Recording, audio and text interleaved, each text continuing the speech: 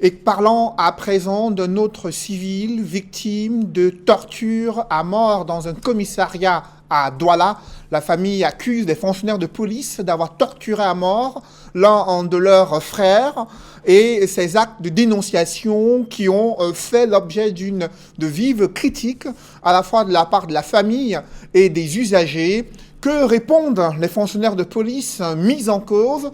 L'autorité administrative a décidé d'ouvrir une enquête, mais aucune autorité ne souhaite réagir sur ces actes de dénonciation, de torture à mort dans un commissariat. Évocation avec Cédric Chouna et Eric Fopossi. Sur cette photo, l'image du taximan Mitterrand Djia Chouaten, décédé ce jeudi 23 juillet au centre médical d'arrondissement de Kololoun. Il avait été admis après sa garde à vue au commissariat du 6e. Selon des témoignages, il aurait subi de graves sévices corporels. La compagne et l'oncle du défunt expliquent. Il m'a dit que, ouais, comme tu vois là, ils m'ont arrêté, me tabasser partout.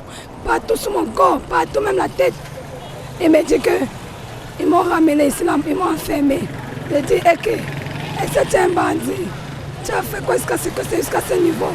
Est-ce que le commissaire a vérifié les documents de l'enfant pour connaître s'il est clandestin ou pas?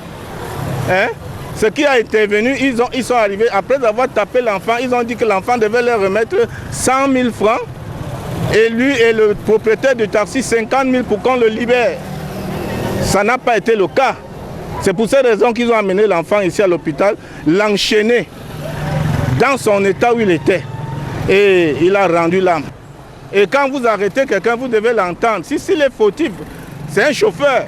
Le tribunal est là. Vous envoyez son dossier en Dokoti.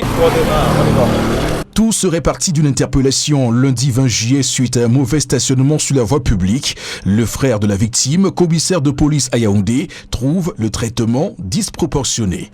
J'ai insisté à rencontrer le commissaire, tout au moins pour qu'il reconnaisse les erreurs qu'il aurait commises et qui auraient conduit à la mort de notre frère.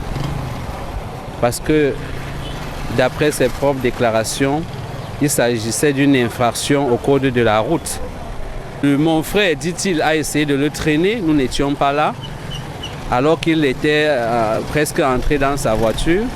Et c'est grâce à l'intervention des 4 militaires du BBR que, dit-il, il a eu la vie sauve. Parce qu'ayant vu la scène, c'est eux qui l'ont bloqué, l'ont poursuivi, l'ont arrêté et l'ont molesté. Ils l'ont battu. Je dis, c'est des coups mortels dans tous les cas. Il est décédé de ses blessures. La famille éplorée trouve qu'on aurait pu le sauver le jour même de son interpellation. Il dit, chef, il est malade. Il a la typhoïde. Il a ses remèdes à la maison. Donnez-moi à mon mari, je rentre avec lui. Il peut mourir ici, la donner lui, je rentre avec lui. Depuis, les habits qui sont sur lui. Il avait ses habits de change, il a changé, mais le style, j'ai oublié. C'est ça qui est encore sur lui. Il me répond que la typhoïde n'est pas une maladie. Ce n'est pas une maladie. Rendu au commissariat pour avoir la version du commissaire impliqué dans l'affaire, l'homme en tenue n'a pas souhaité s'exprimer. De même que les responsables du CMA de Kololoun qui n'ont souhaité révéler les causes et les circonstances de la mort de Mitterrand Djia Chouaten.